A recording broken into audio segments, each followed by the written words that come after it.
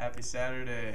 So I'm here with Charles Eisenstein. I really liked his book, The Ascent of Humanity. And so now we're going to talk semi-spontaneously because that's the way life happens. We just did a seminar on kind of discussing the older paradigm, which is kind of dissolving, and this new paradigm which we're sort of creating and stepping into. So we did some really cool exercises which we filmed a little bit of, which I'll upload.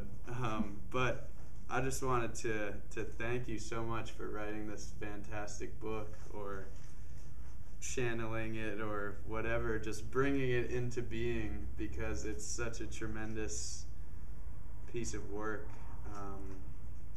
And I've been recommending it to everyone in the YouTube community because it's inspired me so much. And for so long I was reading all these Derek Jensen books, feeling really depressed.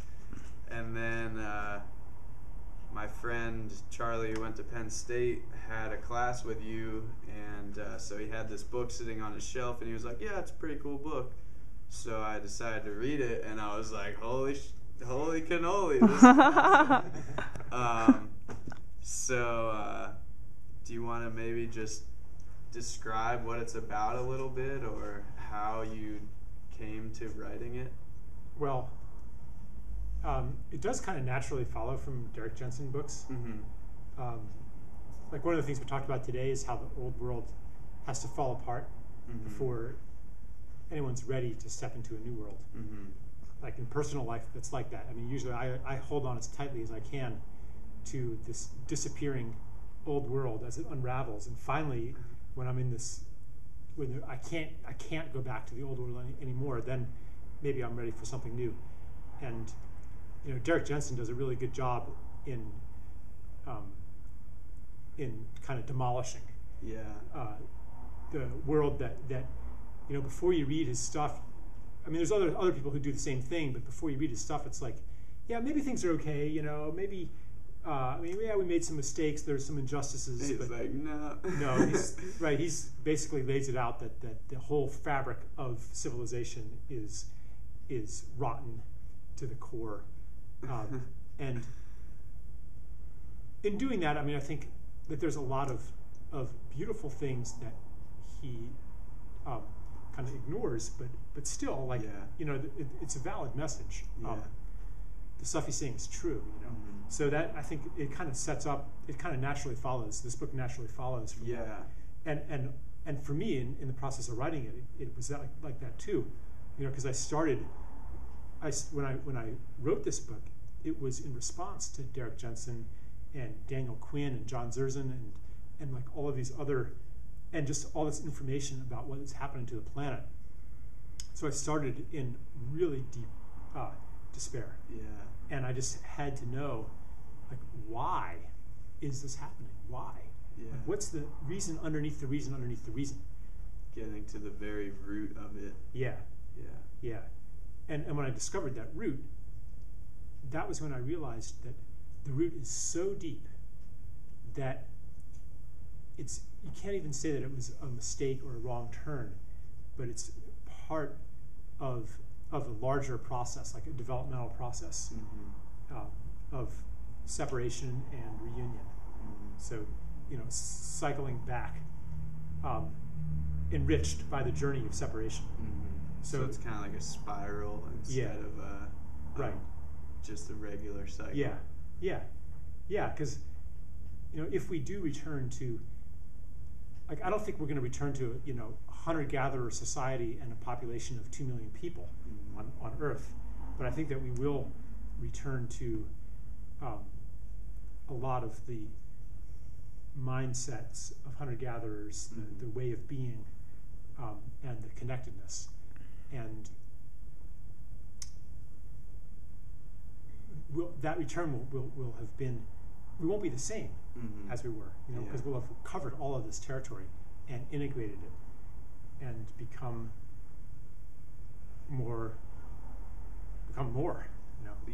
You said in the seminar something that I'm really a fan of coming up with metaphors and concepts to like just conceptualize these things, and you mentioned how perhaps Gaia, this organism, has grown a new organ, and that organ is humanity.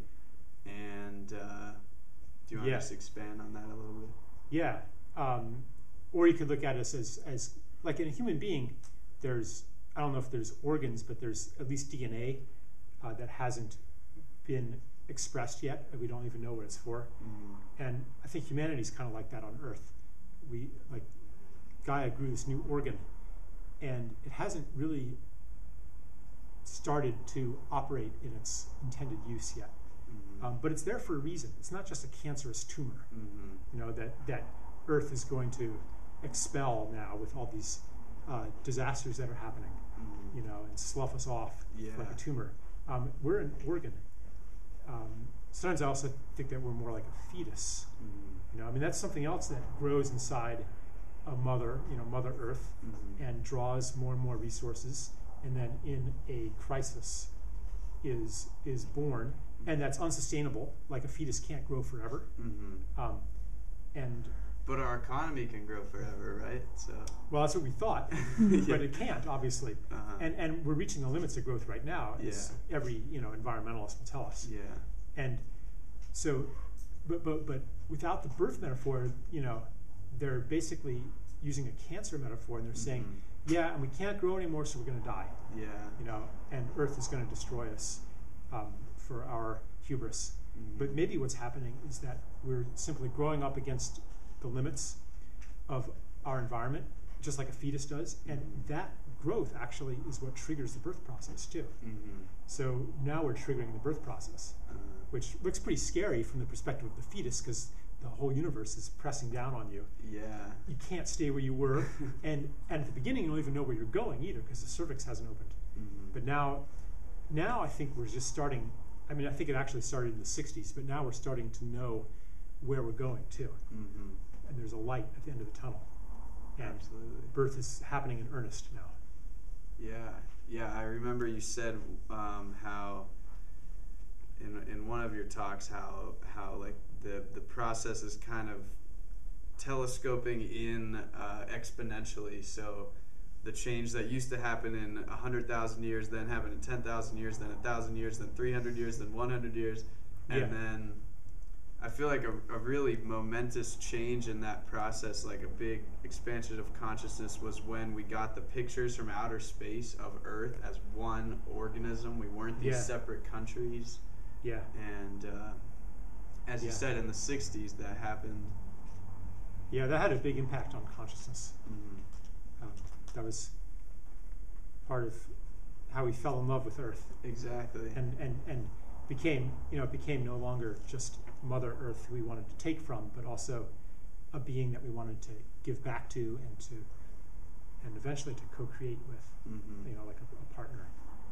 And that's just starting mm-hmm. to happen. But even like the most rapacious corporate CEO, at least like he has to justify to himself. Uh-huh. It's not just like take, and glorify the maximization of resource extraction. Uh-huh. But that's how it was 100 years ago. 100 years ago, they didn't need to justify themselves at all. Uh-huh. It's like, let's find the most efficient way to clear cut more forests. Uh-huh. Like, everybody thought that was good. Uh-huh. But now, even the people who are still clear cutting the forests, they have to at least have a story why it's okay. Yeah. And that's new, Yeah. And most of us don't want that to happen anymore. Absolutely. Yes. So yeah, I highly recommend this book. It's really fantastic, and Charles is awesome enough to offer it for free online in text and audio.